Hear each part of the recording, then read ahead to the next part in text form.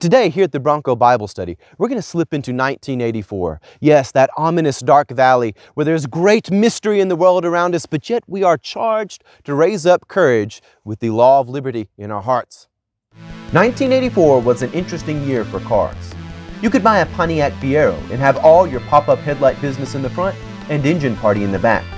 But if you were unsure about engines in the back, then you could buy a front-engined Porsche 944. You could have a 5.0 Fox Body Mustang. And if the 5.0 wasn't your thing, then you could have the tantalizing Mustang SVO with all-round disc brakes. One could have a turbocharged Buick Grand National, or a rotary-engined RX-7, a gorgeous Jaguar XJS. The Lamborghini Countach was on bedroom walls and dealership lots. Even Chrysler and Toyota still knew how to sell rear-wheel drive cars with their Conquest and Celica. One could have a used DeLorean powered by Peugeot. Interesting cars were everywhere in 1984. And today, we have one rare cat that you might never expect. James 2:9 says, "If you show partiality, you commit sin." And today, we're going to cast aside all partiality here at the Bronco Bible Study and take on a very interesting new project. But have no fear.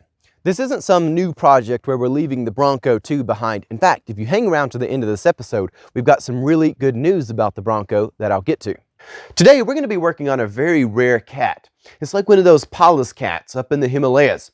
What we have here is a 1984 Mercury Lynx. And you're probably asking yourself, do I need 1984 Mercury Lynx? And before you think no, let me say one very wonderful, smooth word. And when it graces your ears with its glorious sound, you will know that you in fact do need 1984 Mercury Lynx. That wonderful word is diesel. Yes, this 1984 Mercury Lynx with 5-speed manual transmission is a diesel, and that is something quite rare and interesting indeed.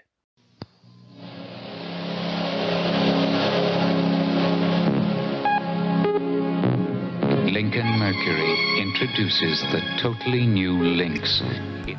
The Lynx was an upscale version of the Ford Escort. Some were 5-door hatchbacks and other 3-door.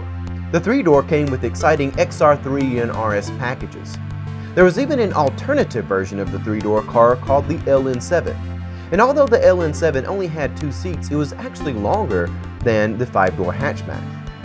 There was even a rear-wheel drive configured WRC version of the Lynx. The world belongs to an American car. Starting today, the world belongs to Lynx. And I'm pretty sure that's the voice of Donald Pleasance in this ad.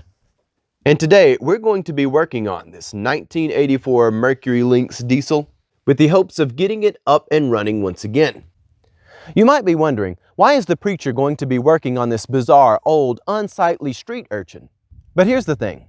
We shouldn't confuse the fact that God doesn't care about the material world in the same way that the world does with the notion that God doesn't care about how we interact with the world around us. Fixing up an old car, cleaning the house, doing the homework, these are things which matter to healthy and whole creatures. God did not make us to be passive, but to be victors. Now this Mercury Lynx has a very interesting story. Not only is it an obscure thing to have a 1984 Mercury Lynx Diesel, but this one was sold at a Lincoln Mercury and Rolls-Royce dealership. You may have never thought that someone had to choose between a Mercury Lynx Diesel and a new Rolls-Royce, but yet, here in 1984, that is the exact sort of decision that one has to make. We look here at the steering wheel and see that glorious Lynx logo.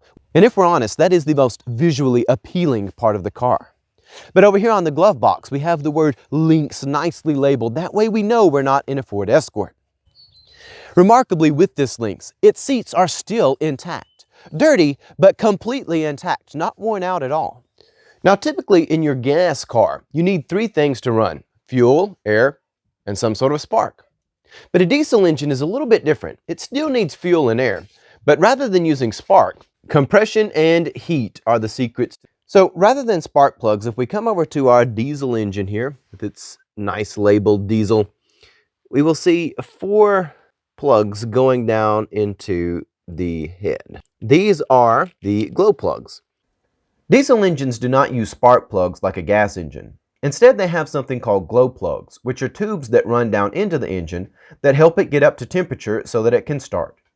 Once the engine is up to temperature though, the glow plugs shut off because the diesel engine no longer needs them. The glow plugs should get hot so that the engine can start. However, they're not really getting hot at all. All right, we're going to remove 2 of the glow plugs and see if they're working. The wire seems that there may be some temperature activity going on this first one, but we're going to compare it. The first thing we've got to do is take off the wiring, which is a little tiny 7mm. And then we've got an actual 12mm on the glow plug. So here we have 2 glow plugs. I'm going to take and wire them back in without them being attached to the engine, because I want to see if they're getting hot at all. And having them pulled out like this will definitely let me know. All right, so they're wired back in. I'm going to poke them back down generally in their holes. We're going to turn the key and put the engine back in start, and we're going to see if the glow plugs ever get warm. So from the grounding going on, they're clearly getting power. Now, I'm not a professional diesel mechanic or something like that, but I suspect we do need heat at all 4 of our glow plugs in order to run. As it is now, the intake is getting quite hot. In fact, hot enough you could grill something on it, it seems. But those glow plugs, the first one is kind of getting warm, maybe, and the others are staying at room temperature. And I suspect they need to be getting as hot as that intake, or even hotter, in order for us to start. James 4 reads, "Where do wars and fights come from among you? Do they not come from your desires for pleasures that war in your members? You lust and do not have. You murder and covet and cannot obtain. You fight and war, yet you do not have because you do not ask." Now, jealousy is an interesting sin because it is often able to sell itself to people as if it is something good, as if it is something which is virtuous. Jealousy will come to a person and say, the reason why your life is not better is because some person out there, some system or structure out there has robbed you of something which you are entitled to. Now, it does this ignoring the fact that nothing good ever comes without noble effort. There are a lot of things in our world which pretend to be virtue when in fact they are just jealousy. And jealousy always sells itself as if it is a medicine, when in fact it is a poison. And it often feels good to be jealous. James 4 reminds us, jealousy creates chaos. We have to be people who have higher aspirations than just being jealous. The glow plugs and the intake as well, and I'll explain the intake in a moment, are powered through relays. Relays activate and send power to the glow plugs, and I think something is wrong with the relays because they're not acting like they should. Interestingly, the intake on this car happens to heat to help the engine start as well. Now, in the past, whenever I would hook up the battery, this portion of the intake would get really hot, just something which helps with starting. I think that relay was locked in place, causing it to stay hot all the time. Using a stethoscope here, I've listened to each of these relays whenever the key is turned on. One of them clicks sometimes, and the other one doesn't click at all. So I'm thinking one of the 2 relays is froze up and the other one is partially working, so we're going to remove them. And here is our relay. Now, a relay kind of works like a light switch, but rather than using your fingers to flip the switch, it uses electricity. Whenever you turn the key on, it flips the switch, connecting a circuit. Then when you turn the key off, it flips it back. It's a little bit of an oversimplification, but that's basically what they do. I'm plugging this relay back in. It shot a little spark when I put it in there, and immediately the intake is getting red hot. You could cook on that, which means, yes, this relay is bad. It should not be doing that without the key on and getting ready to start. All right, so we're going to install some new glow plugs.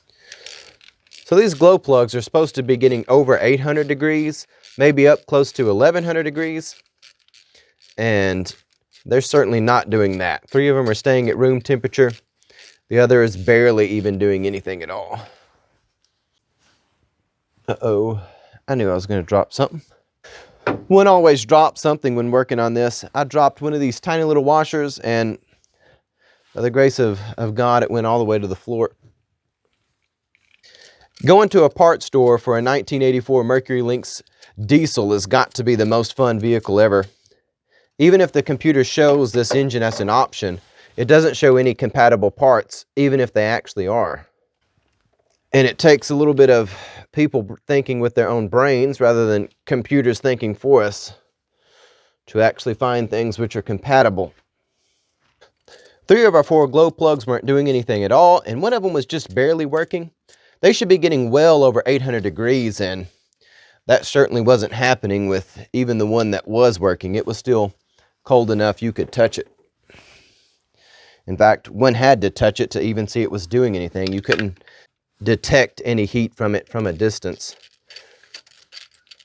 Buying stuff for this at the parts store is not going to happen if you're just looking stuff up on the computer. However, I played around on the internet before going to the parts store, and I found some relays that look completely identical, and they even are glow plug relays, so I don't see why they shouldn't work.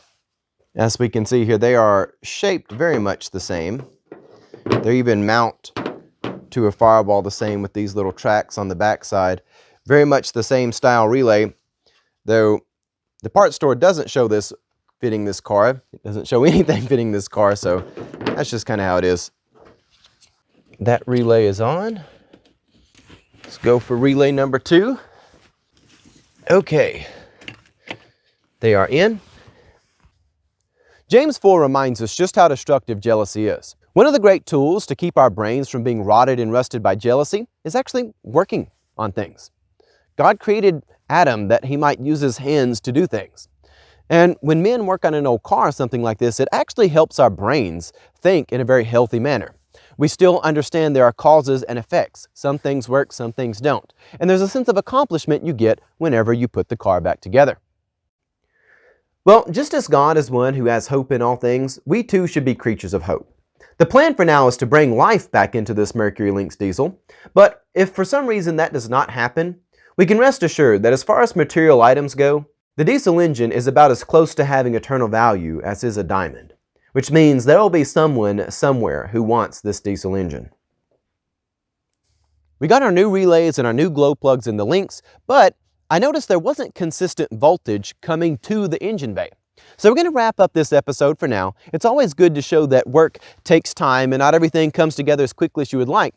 And now let me get into some announcements for the whole show, the Bronco Bible Study.